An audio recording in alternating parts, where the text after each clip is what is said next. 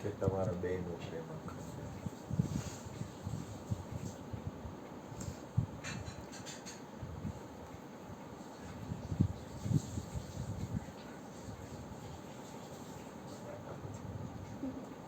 મારો અંતરનો ભાવ એવો છે કે આ સંસારના વાતાવરણમાં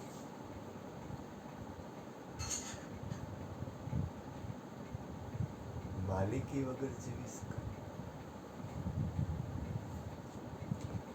પ્રેમ છે ને પ્રેમ,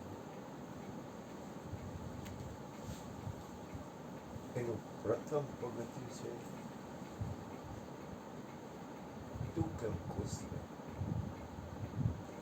એમ આને ઈ જોવાનું વિવેક કેમ ખુશ છે, વિવેકને ઈ જોવાનું કે આ કેમ ખુશ છે.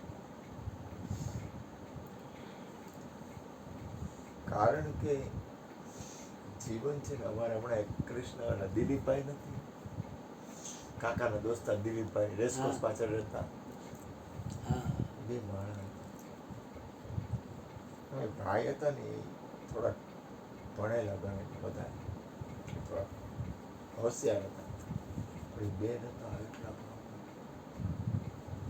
પણ એને એ બેન વયા ગયા, બેન સરી છૂટી, અને એ આયા નથી, ભાઈ વયા ગયા કે બાર બીજે છે એ રાજકોટમાં.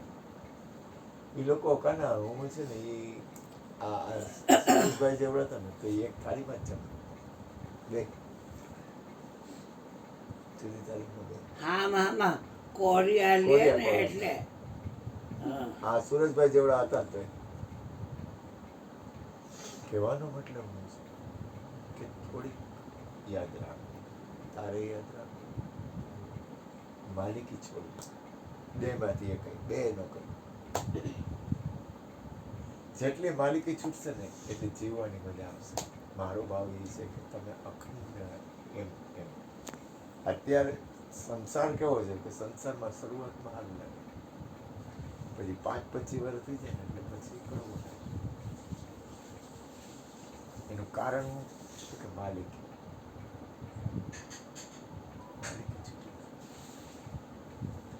માલિક બનવા કરતા એવો પ્રેમ કરો કે જેમાં કોઈની માલિકી ન હોય.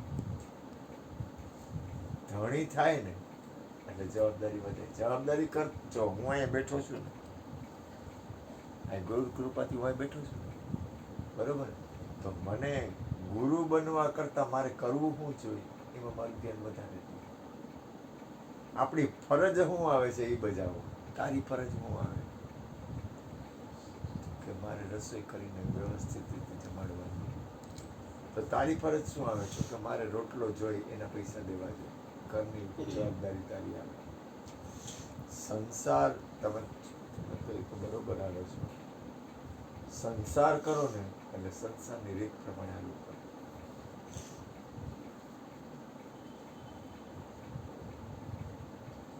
સંસારના આવો ઈ એને નિયમ જ છે, એ રાઈટ છે, પણ સંસારમાં એવી રીતે રહેવું કે સંસારનો એની પાછળનું તારું નામ છે ને એવું છે વિવેક. જતું કરવામાં જેટલી મજા આવશે એટલી માલિકી કરવામાં નહીં. વિવેક રાખવાનો. આ વિવેકની કઈ ભૂલ હોય તો તારે કેવું પડે, તારી કઈ ભૂલ હોય તો વિવેકની કેવું પડે. પરિણામે તો ત્યાગમાં મજા આવશે. ત્યાગ એટલે કે કેમ ખુશ છીએ એકબીજા એટલું.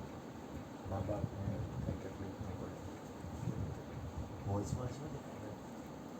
ગાડી રેડી ને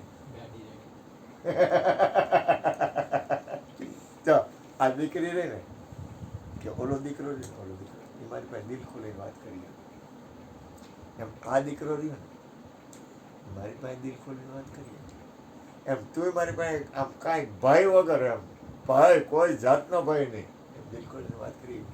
ગુરુ એવો હોવો જોઈએ કે જે દોસ્તાર જેવો એ તને ગમે એ વાત કરીએ. કે તને મારી બીક લાગે, તને મારી બીક લાગે, અચ્છું બોલજો. તને તો નોટ લાગે ને આ જા આ તો ચોખ્ખા શબ્દ કહી દે મને બહુ ગુરુજી તમારી બીક ન લાગે તને મારી બીક લાગે ન લાગવી જોઈએ કોઈ દી સાચો રસ્તો દેખાડે ને એ સિવાય કદાચ તમે ગમે દાખલા તરીકે તમે ગમે કદાચ ભૂલ થઈ જાય તો મારી બીક ન લાગવી જોઈએ ગુરુની બીક કોઈ દી લાગવી જ નહોતી તો જ ગુરુ સાચો સુરેશભાઈને એને દિલ ખોલીને ગમે એ વાત કરવી હોય ને તે મારી પાસે કરી શકે કે બાપુ એમાં એવું છે કે કારખાનામાં છે ને મેં છે ને આમાં એવું હતું કે ઓલું લાકડા લેવું હતું ને એમાં મેં ને આ ગેપ રાખી હતી થોડુંક મેં સાચું ખોટું કરી લીધું પણ એને સુરેશભાઈને વિશ્વાસ જ હોવો જોઈએ કે ગુરુજી મને ખીજાય નહીં